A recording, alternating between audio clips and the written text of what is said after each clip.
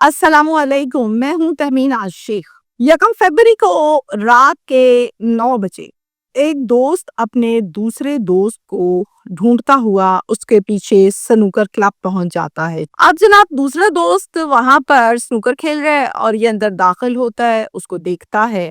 سلام دعا کرتا ہے اور پاس کھڑے ہو کے اس کی جو گیم جاری ہوتی ہے اس کو دیکھنے لگتا ہے۔ کچھ ہی دیر کے بعد اچانک سے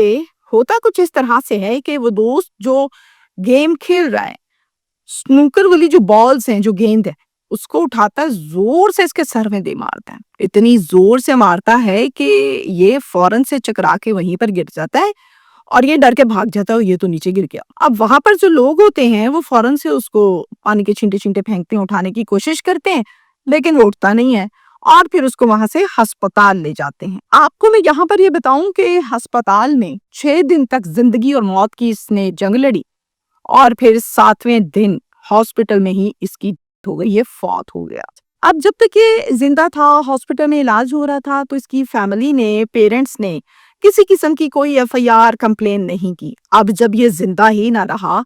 تو والدین نے پولیس اسٹیشن میں اس کے خلاف ایک FIR درج کروائی، جس میں ملزم کو گرفتار بھی کر لیا ہے پولیس نے اور تفتیش بھی کر لی ہے۔ اب حیران کن بات یہ ہے کہ اچانک سے کھیلتے کھیلتے بال اٹھانا، دے سر میں مارنا، آخر کیوں؟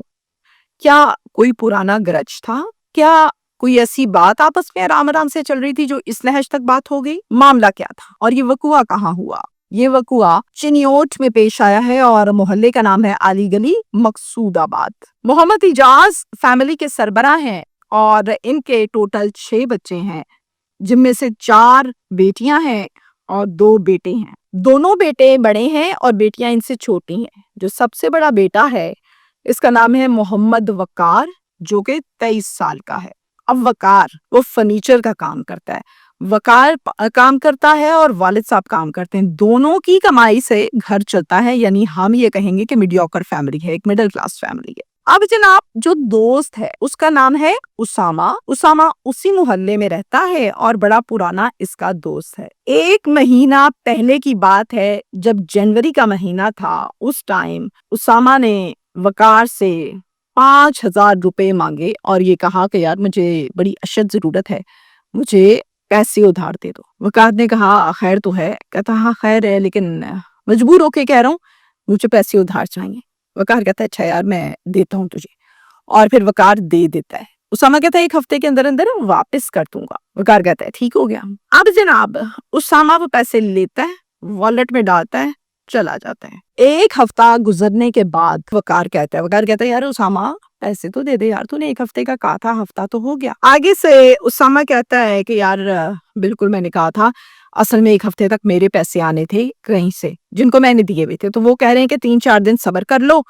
پھر واپس تمہیں کرتے ہیں، تو وہ جیسے مجھے دیتے ہیں میں تجھے دیتا ہوں، 3-4 دن نکال لیں۔ وقار کہتا ہے اچھا یار چل ٹھیک ہے، خاموش ہو جاتا ہے۔ مزید 1 ہفتہ گزر گیا اور 1 ہفتہ مزید گزرنے کے بعد اب جب ہوئی ملاقات تو پھر اس ٹائم وقار کہنے لگا یار مزید 1 ہفتہ گزر گیا، دیکھ لے تو نے نام ہی نہیں لیا، نہ اپنے آپ تو نے ذکر کیا، بری بات ہے یار، چل اب پیسے دے دے مجھے واپس، مجھے بھی چاہیے ہیں، تجھے پتا ہے میں بھی پورا ہی ہوں۔ آگے سے اسامہ کہتا ہے ہاں ہاں ضرور، کیوں نہیں، میں تجھے دیتا ہوں پیسے، کل دے دوں گا تجھے، پکا۔ کہتا ٹھیک ہے۔ اگلے دن اسامہ کا کوئی اتا پتا نہیں، وقار کان سے آتا ہے گھر، آ کر کال کرتا ہے اسامہ کو، اسامہ کا فون نمبر بند، پھر محلے میں جاتا ہے، ڈھونڈتا ہے، پوچھتا ہے، اسامہ نہیں ملتا۔ 1 دن 2 دن 3 دن اور پھر 4 دن گزرنے کے بعد بھی کوئی رابطہ نہیں، کوئی اتا پتا نہیں اسامہ کا وقار کے ساتھ۔ 1 فروری کو رات کے 8 بجے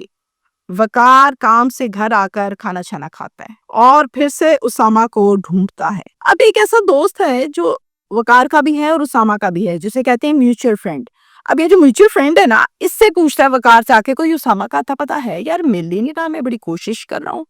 کوئی اتا پتا ہی نہیں، 4 دن ہو گئے۔ کہتا ہاں ہاں تم وہ نہیں ہے اپنا ججی سنوکر کلب؟ کہتا بالکل، وہاں پہ وہ گیم کھیل رہا ہوگا، اس ٹائم وہیں کھیلتا ہے۔ کہتا ہے اچھا تم ادھر چلے جاؤ، اگر ضروری کام ہے تو وہاں تمہیں مل جائے گا۔ یہ کہتا ہے ٹھیک ہو گیا، فوراً وہاں سے شوٹر ہوتا ہے،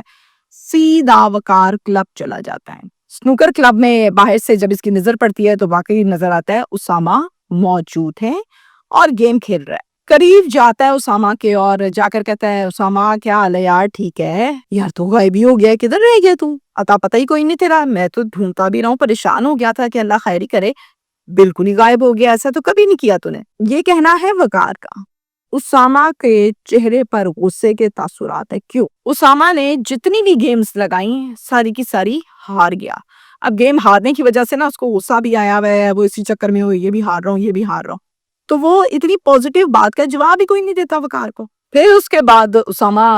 جو ہے وہ گیم میں مدن ہو گیا وقار کہتا ہے اسامہ میں بات کر رہا ہوں تیرے سے تو جواب ہی نہیں دے رہا سیدھی طرح یار پیسے واپس کرے گا نا مجھے آج جو نے ادھار لیے تھے کافی دن ہو گئے اب تو آگے سے کہتا ہے کہ دے دوں گا پیسے میں تجھے تیرے تو ذلیل ہی کرنے لگ گیا مجھے 5,000 نہ ہو گئے 1 کروڑ روپیہ ہو گیا تو اس طرح باتیں کرتا ہے جس طرح میں نے تیرے 5,000 سے پتہ نہیں کو بنگلہ بنا لیا روڈلی گفتگو کرتا ہے اب کی دفعہ وقار کو بھی غصہ آ گیا وقار کیا کہتا ہے وقار کہتا ہے اچھا یار بنگلہ بنا لیا جب لینے تھے تو اس ٹائم تو بڑا میٹھا بنا ہوا تھا اور بڑے پیار پیار سے مانگتا تھا اور اب جب دینے کی باری آئی ہے تو تجھے بنگلے اور کروڑ اور یہ کچھ نظر آنے لگ گیا چیخنے لگ گیا بڑے افسوس کی بات ہے یار اسامہ کہتا ہے اچھا وقار رک جا یار دیتا ہوں تجھے آج پیسے پھر اس کے بعد گیم میں مگن ہو جاتا ہے اب وقار پاس کھڑا ہوا ہے وہ اس انتظار میں ہے کہ ابھی دے گا ابھی دے گا ابھی دے گا وہ گیم کھیلی جا وقار کہتا ہے اسامہ میں کھڑا تیرا انتظار کر رہا ہوں یار پیسے دے دے وہ گیم میں لگا ہے 1 دفعہ 2 دفعہ 3 دفعہ 4 دفعہ وہ اسی طرح سے بیچ میں انٹرپٹ کرتا ہے بلاتا ہے لیکن اسامہ نہ کوئی جواب دیتا ہے نہ کچھ اور گیم میں لگا ہوا ہے کیونکہ وہ جو گیم کھیل رہا ہے وہ بھی ہار رہا ہے غصہ بڑھتا جا رہا ہے ادھر سے پیسے بھی یہ مانگ رہا ہے فوراً سے غصے میں اسی ٹیبل سے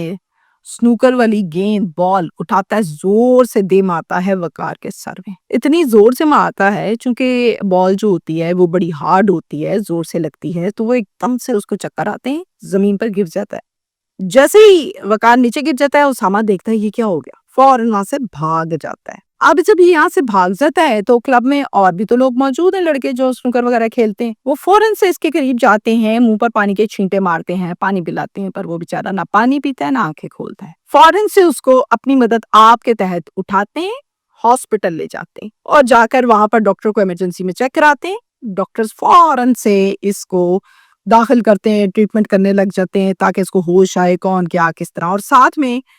کچھ دوست اس کی فیملی کو اطلاع کر دیتے ہیں جیسے ہی فیملی کو پتہ چلتا ہے وہ فوراً سے پریشانی کے عالم میں الائیڈ ہاسپٹل پہنچ جاتے ہیں آگر پوچھتے ہیں کہاں ہے وقار کہاں ہے وقار کہاں ہے وقار کے پاس جاتے ہیں اور اس کو دیکھتے ہیں اور پھر اس کے بعد ڈاکٹر سے اوپینین لیتے ہیں کہ کیا ہو گیا ڈاکٹرز کہتے ہیں آپ ہم کوشش کر رہے ہیں ٹھیک ہو جائے گا ماں بڑی پریشان بہنیں پریشان باپ پریشان آپ کو میں یہاں پر یہ بتاؤں کہ فیملی یہ کہتی ہے کہ 2 دوست لڑ پڑے بال مار دی چوٹ زیادہ آ گئی ٹھیک ہو جائے گا 1 سے 2 دن میں نہیں تو 3 دن میں ٹھیک ہو جائے گا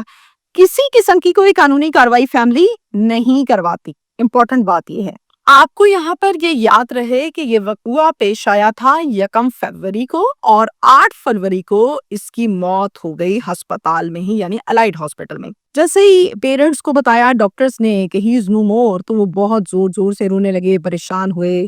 اور پھر جوان بیٹا ہے چلا گیا تو ڈیفینیٹلی دکھ تو تھا اب یہ اتنے زیادہ پریشان اس لیے ہوئے کہ ایک تو موت کی خبر دوسری یہ ہے کہ ان کو تھا کہ ٹھیک ہو جائے گا کوئی بات نہیں چوٹ لگ گئی ہے 2-3 دن میں ٹھیک ہو جائے گا یہ نہیں پتا تھا کہ یہ چوٹ ہی موت کی وجہ بن جائے گی خیر وہیں سے جو والد صاحب ہیں اس کے 15 پر کال کرتے ہیں اور پھر نفری آ جاتی ہے یہ ہسپتال تھانہ سٹی چنیوٹ کی جو حدود ہیں اس میں واقع ہے تو وہیں سے بھاری نفری آتی ہے آگے سب سے پہلے کو دیکھتی ہے پھر ڈاکٹر سے اوپینین لیتی ہے پھر والد سے معلومات لیتی ہے اور وہیں پر والد سے اجازت لینے کے بعد وقار کو پوسٹ مارٹم کے لیے اگلے ڈپارٹمنٹ میں شفٹ کر دیا جاتا ہے اور پھر تھانے آ کر ایک FIR 302 کی درج کی جاتی ہے والد کی مدعیت میں محمد اجاز صاحب بنے مدعی یہ FIR نامزد درج کی گئی جس میں ایک ملزم اسامہ اور اس کے ساتھ جو دوسرا ملزم ہے وہ علی حسن نام لکھا گیا علی حسن بھی موقع پر وہاں پر موجود تھا اسامہ کے بالکل ساتھ اس کے ساتھ ساتھ 3 لوگ ایسے جن کو نامعلوم افراد میں لکھا گیا ہے پرچے کے اندر پولیس دن رات اس کیس پر کام کرتی ہے اور پھر ملزم اسامہ کو گرفتار کر لیتی ہے اور گرفتاری کے بعد اس کی تفتیش کرتی ہے ہر باریک بینی سے تفتیش کے بعد مختصراً یہ کہ اسامہ اقبال جرم کر لیتا ہے۔ میں کچھ کیسز میں میسج یہ دیتی ہوں آپ لوگوں کو کہ اکثر اوقات جو نیکی کی جاتی ہے وہ گلے کا ہار بھی بن جاتی ہے، وہ زحمت بن جاتی ہے۔ اب اس نے بیچارے نے بہت اچھا کام کیا، ادھار پیسے دیے، ٹھیک ہے، اس کے پاس نہیں تھے تو اس نے دے دیے۔ اب یہ نہیں جانتا تھا کہ یہ پیسے جب میں واپس مانگوں گا تو میرے ساتھ یہ ہوگا، ایک بات۔ دوسری یہ ہے کہ پولیس کو یہ چاہیے کہ اسامہ کو تو پکڑ لیا۔ یہ جو سنوکر کلب ہے، کیا یہ سنوکر کلب صرف سنوکر کلب ہی ہے یا پھر بیک سائڈ پر کچھ اور معاملات بھی ہوتے ہیں؟ یہ چیک کرنا ضروری ہے۔ ہمیشہ تو غارت کی انتہا تک صورتحال تب آتی ہے جب ماحول اس قسم کا ہو، اس ماحول میں اپنے بیٹھنے والے اس قسم کے ہوں۔ میں نے بہت سی جگہوں پہ ایسا دیکھا جو سنوکر کلب ہوتے ہیں، اس میں ساتھ ساتھ توبہ استغفار شرابیں چل رہی ہوتی ہیں۔ اب کچھ ایسا تو نہیں تھا کہ یہ نشے میں دھوت تھا،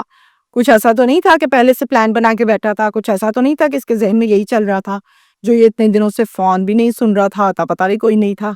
تو چیک کرنا چاہیے سنوکر کلب کو بھی، تاکہ مزید جو جرائم پردے کے نیچے ہو رہے ہیں ان کا بھی پتہ چل سکے۔ Thank you.